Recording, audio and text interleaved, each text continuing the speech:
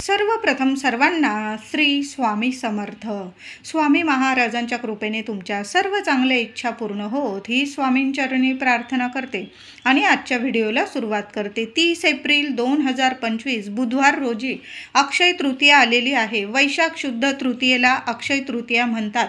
3.5 मुहूर्तांपैकी अर्धा शुभ मुहूर्त समजला जातो ते म्हणजे अक्षय तृतीयाचा हा सण. हा श्राद्ध दिवस मानला जातो. हा दिवस पित्रांचा सण मानला जातो. वास्तुशांती करता देखील हा शुभ मुहूर्त चांगला मानला जातो, शुभ मानला जातो.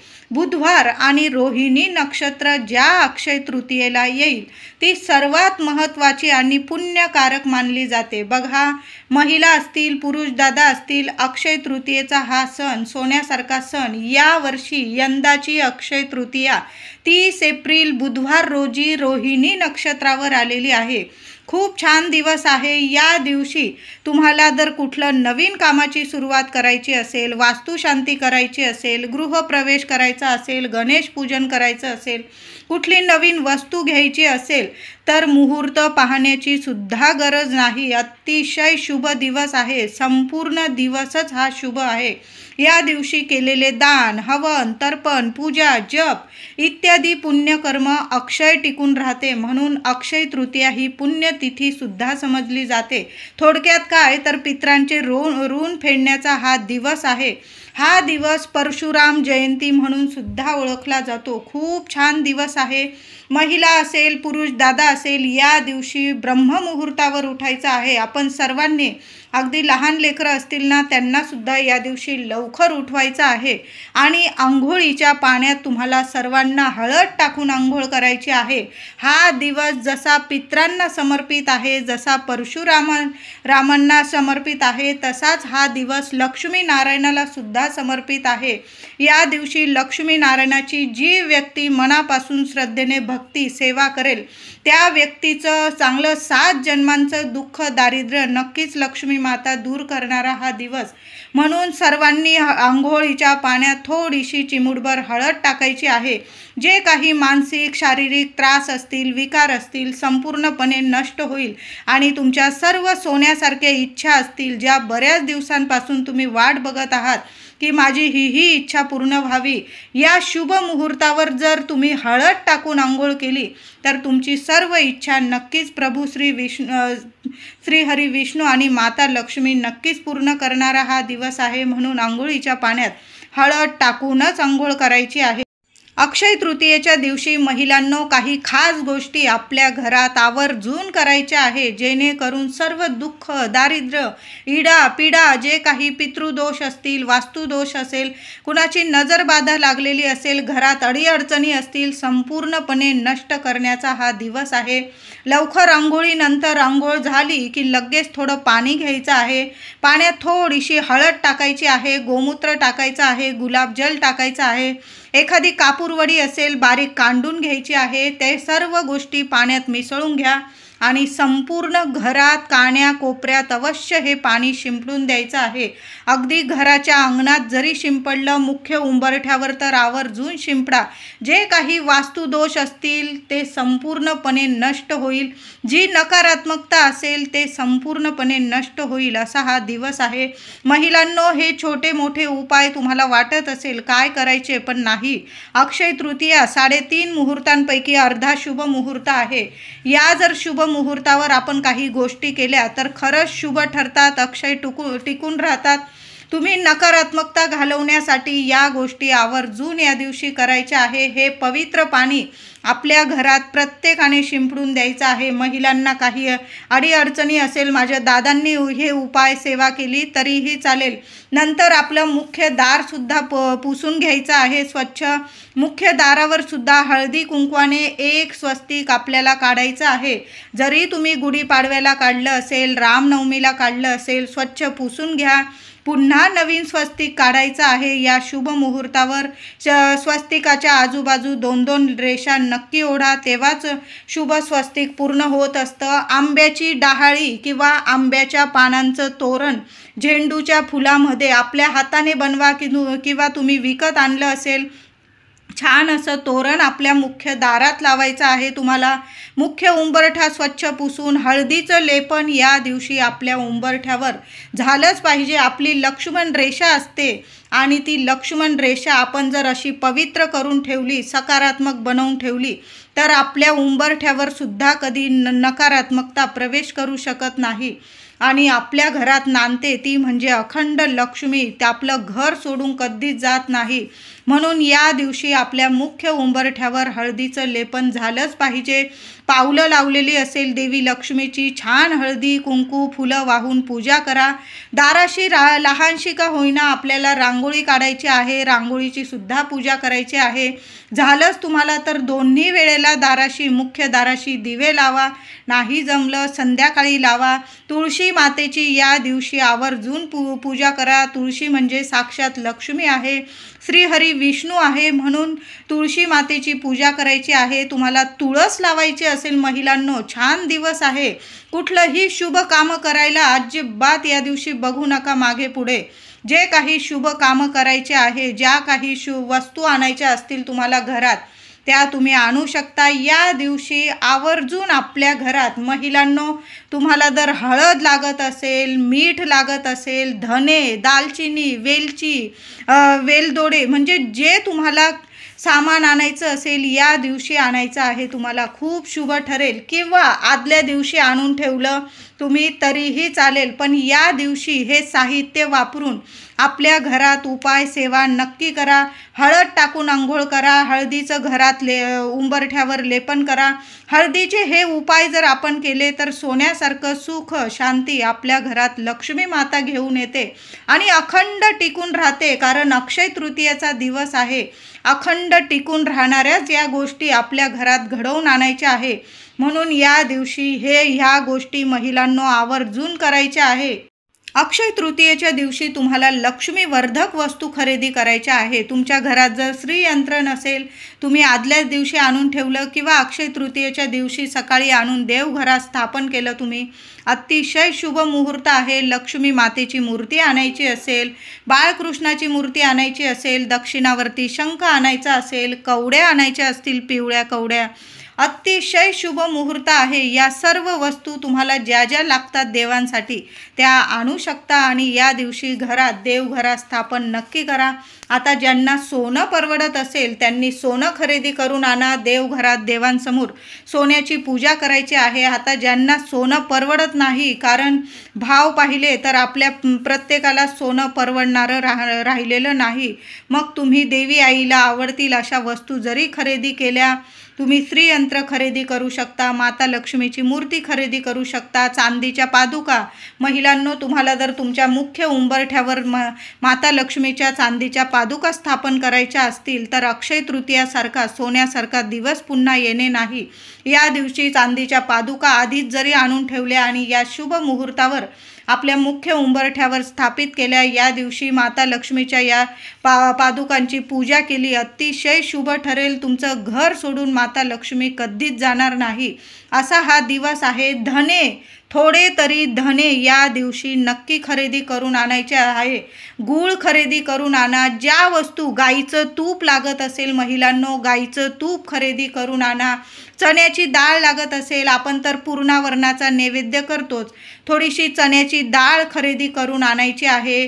तुमच्या घराजवळ जर गाय असेल तर एखादी पुरणाची पोळी, ताजी तूप लावून पुरणाची पोळी गोमातेला आठवणीने खाऊ घालायची आहे. सकाळी खाऊ घाला, संध्याकाळी खाऊ घाला. जेव्हा तुम्हाला गाय दिसेल तिला नमस्कार करा आणि स्वतःच्या हाताने गोमातेला पुरणाची पोळी, नसेल पुरणाची पोळी केलेली, साधी चपाती असेल, ताजी साधी चपाती घ्यायची, त्याला तूप लावायचा, थोडासा गुळाचा खडा ठेवा आणि स्वतःच्या हाताने गोमातेला नैवेद्य खाऊ घालायचा आहे. यामुळे काय होईल ना, आपल्या घरात ज्या आधीच्या महिला गेलेल्या असतील, मग त्या तृप्त असू द्या किंवा अतृप्त असू द्या, यामुळे त्यांना मोक्ष मिळेल आणि त्यांना शांतता मिळेल आणि त्यांचा भरभरून आशीर्वाद आपल्याला मिळेल. म्हणून या दिवशी तुमच्या घरात पूर्वजांमध्ये काही महिला गेलेल्या असतील, मग त्या त्रासदायक गेलेल्या असतील किंवा आनंदाने गेलेल्या असतील, त्यांचा जर आशीर्वाद तुम्हाला भरभरून पाहिजे असेल तर या दिवशी आवर्जून प्रत्येकाने गोमातेला, गाईला एक घास का होईना आनंदाने आपल्या स्वतःच्या हाताने खाऊ घालायचा आहे. मग महिलांनी खाऊ घातला, पुरुष दादांनी खाऊ घातला किंवा मुलं मोठे असतील त्यांच्या हातून खाऊ घातला तुम्ही तरीही चालेल, पण गाईची ही सेवा नक्की करा, नमस्कार करा. तिच्या पोटाला हात लावता आला तर नक्की हात लावा.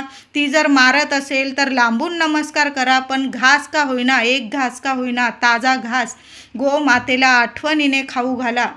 सर्वांनाच प्रश्न पडलेला असेल की अक्षय तृतीयेचा शुभ मुहूर्त काय? तर अक्षय तृतीयेची तिथी प्रारंभ होणार आहे 29 एप्रिल मंगळवार रोजी संध्याकाळी 5:32 ही अक्षय तृतीया तिथी प्रारंभ होणार आहे आणि 30 एप्रिलला दुपारी 2:13 ही तिथी समाप्त होणार आहे. पण सूर्योदय बघितलेली तिथी अक्षय तृतीयेची तिथी असणार आहे, म्हणून 30 एप्रिलचा दिवस अक्षय तृतीयेचा दिवस संपूर्ण दिवस हा शुभच आहे. पण आपण जी पण पित्रांची सेवा करणार आहोत त्या पित्रांच्या सेवेसाठी दुपारी 2 वाजेपर्यंतच हा शुभ मुहूर्त आहे, म्हणून आपण 2:13 जे काही पित्रांची तुम्ही सेवा करणार असाल, पूजा करणार असाल, तर्पण विधी, घागर पूजन, कुणी सवाष्ण पूजन करणार असाल, तुम्ही सवाष्णी जेवण घालणार असाल, तर या सर्व सेवा तुम्हाला पित्रांच्या सेवा दुपारी 30 एप्रिल रोजी बुधवारी रोहिणी नक्षत्रावर अक्षय तृतीया आलेली आहे. या दिवशी दुपारी 2 वाजेपर्यंतच आपल्याला पित्रांची सेवा करायची आहे.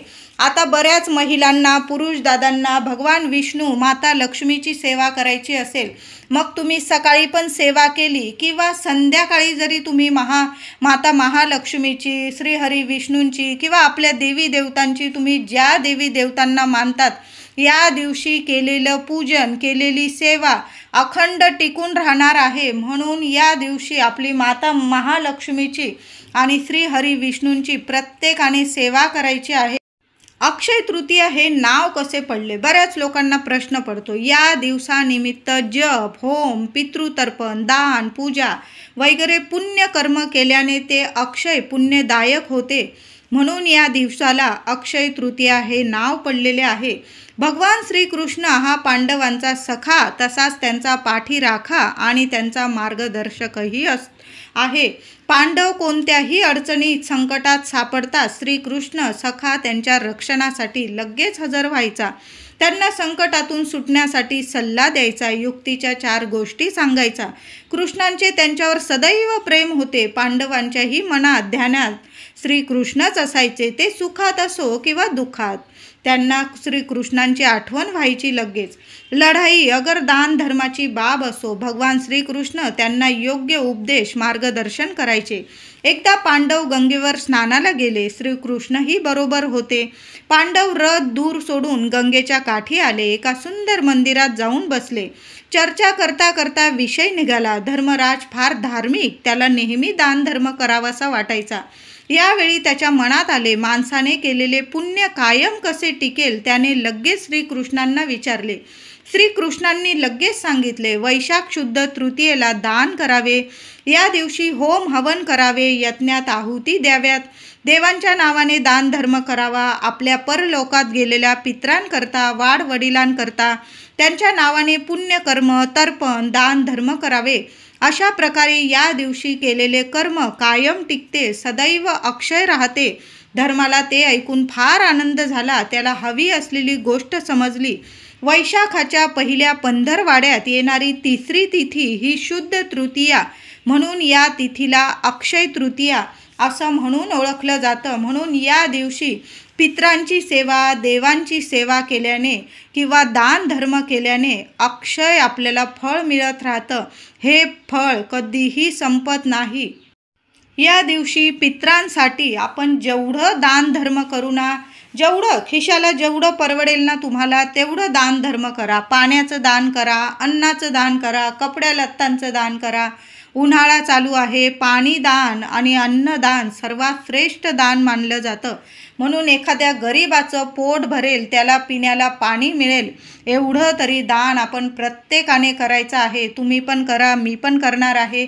एखाद्या मंदिरात आपण स्वामी दर्शनासाठी या दिवशी नक्की जा आणि तिथं गोरगरीब असतील त्यांना खायला द्या, प्यायला पाणी द्या, त्यांना काहीतरी तुम्हाला कपडे लत्ते द्यायचे असतील. पैसे दान करण्यापेक्षा अन्न आणि पाण्याचं दान या दिवशी सर्वात श्रेष्ठ मानलं जातं. आता पैसे तुम्हाला जर द्यायचेच असतील, चांगल्या कामाला ते लोक वापरत असतील, तुम्ही देऊ शकता. पण तुम्हाला जर वाटत असेल ती व्यक्ती, ती गरीब व्यक्ती त्या पैशाचा म्हणजे दुरुपयोग करणार आहे, मग तुम्ही पैसे दान नाही केले, त्यांना मग पाणी दान करा, अन्न दान करा. तुम्हाला जास्तीत जास्त लोकांना अन्न दान करता येईल, पाण्याचं दान करता येईल. एखादा माठ दान करता आला तुम्हाला तर अतिशय उत्तम. माठ दान करण्याचं या दिवशी सर्वात श्रेष्ठ दान मानलं जातं. म्हणून तुम्ही पाणी, अन्न दान या दिवशी नक्की करा. गोरगरिबांना तुम्हाला वस्त्र दान करायचं असेल किंवा काही इतर वस्तू, शाळेचं तुम्हाला शिक्षणासाठी कोणाला मदत करायची असेल, तुम्ही तुमच्या पितरांचं नाव घ्यायचं आहे आणि मग दान करायचं आहे. तुमचं दान धर्म अक्षय टिकून राहणार आहे. हा दिवस पितरांचा सण आहे. म्हणून या दिवशी सकाळी लवकर उठून आपल्या देवांची पूजा वगैरे झाली. आपल्या देवांना सुद्धा या दिवशी लवकर उठायचं आणि आपल्या देवांना पंचामृताने, गाईच्या दुधाने अभिषेक करायचा आहे. तुम्हाला देवांच्या मूर्तीची, श्रीयंत्राची स्थापना करायची असेल, छान अशी पंचामृताने अभिषेक घालून देवी देवतांना स्नान घालून स्वच्छ कपडा अंथरायचा आहे. देवघरसुद्धा स्वच्छ करून ठेवा. तांदळाच्या राशींवर देवांची स्थापना केली अतिशय उत्तम. किंवा विड्याची पानं असेल, विड्याची पानं शांतता आणि प्रसन्नता घरात आणतात, देवांना सुद्धा प्रसन्न करतात. तुम्ही विड्याची पानं जर अंथरून त्यावर देवांची स्थापना केली किंवा तांदळाच्या राशीवर तरीही चालेल.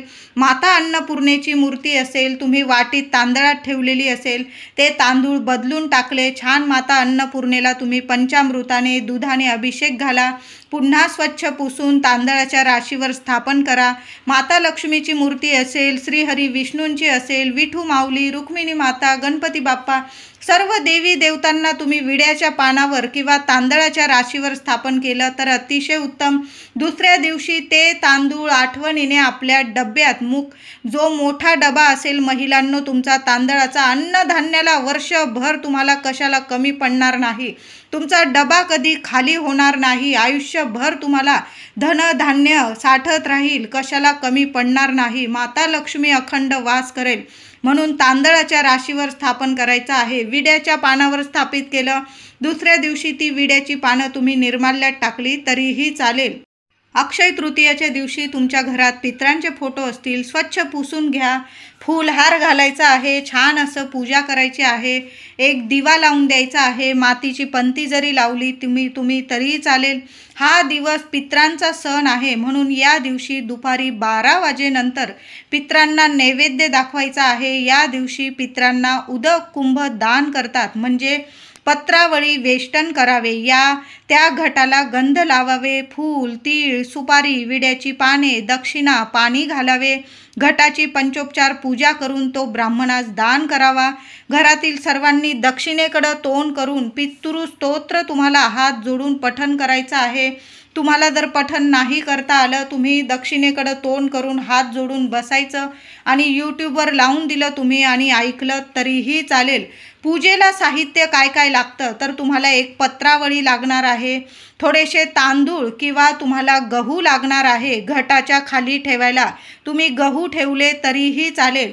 गंध लागणार आहे, फुलं, तीळ, सुपारी, विड्याची पानं, दक्षिणा, सूत्र म्हणजे कलावा, लाल पिवळा धागा जो घटाला 3 वेढे किंवा 5 वेढे आपल्याला मारायचा असतो.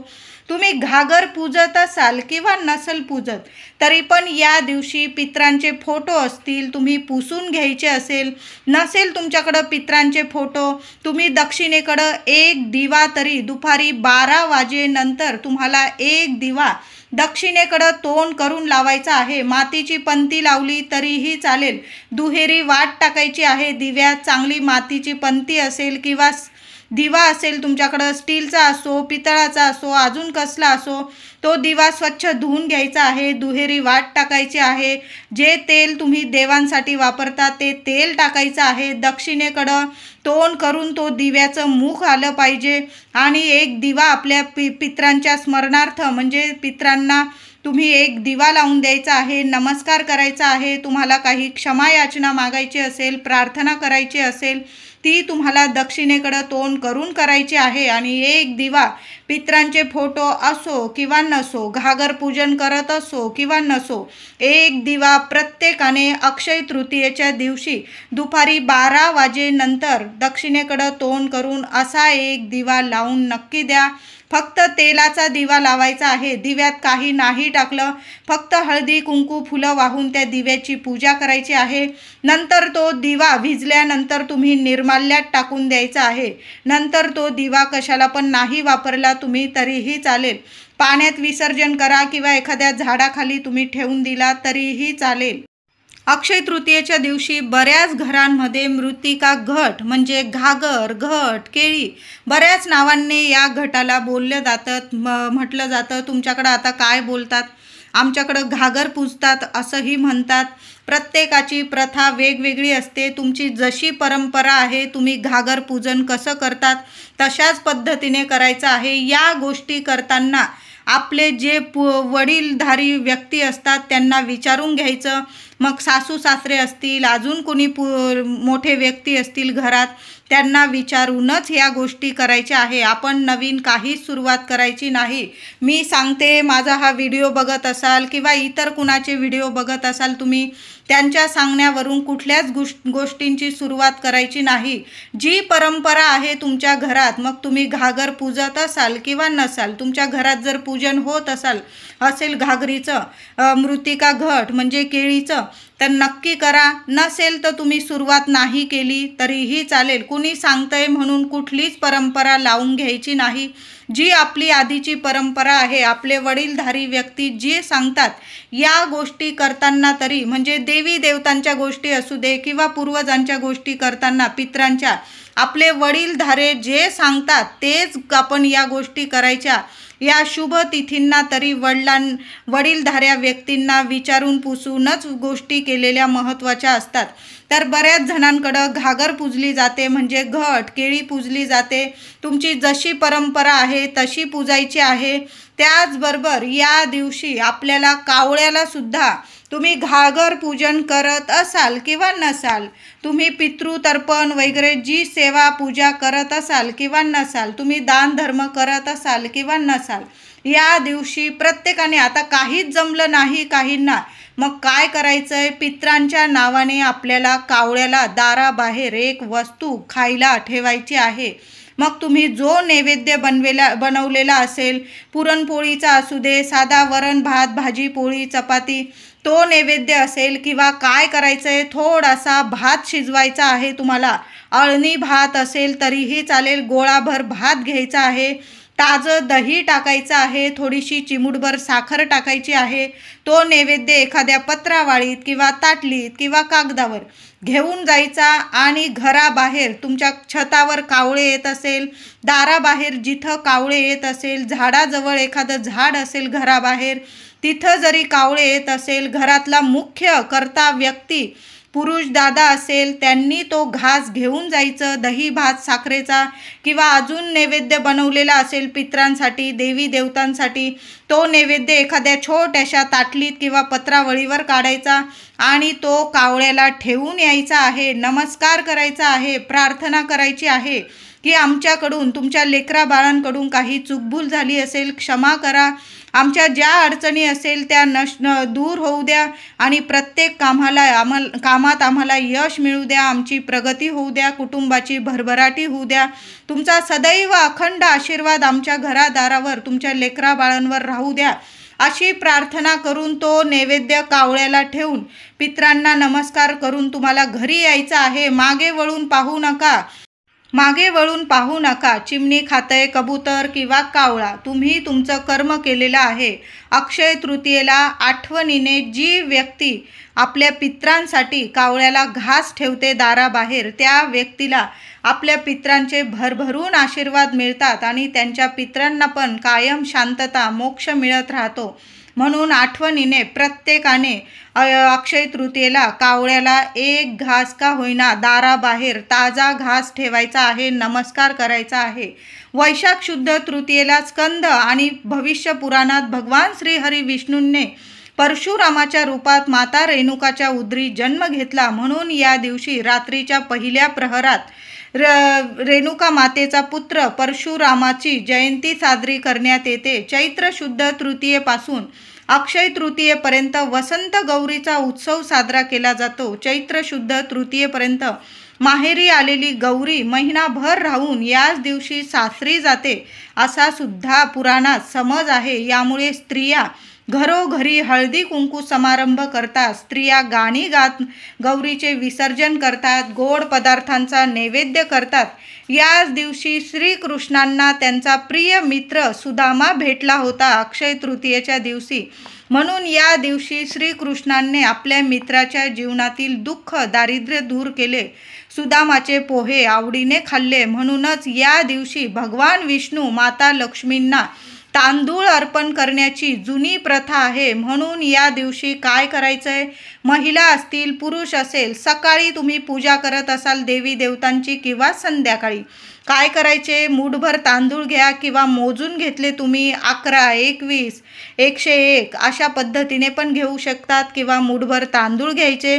त्या तांदळाला कोरडी हळद लावून घ्यायची आहे. ओली हळद करू नका, थोडीशी हळद लावून घ्यायची आहे तांदळांना.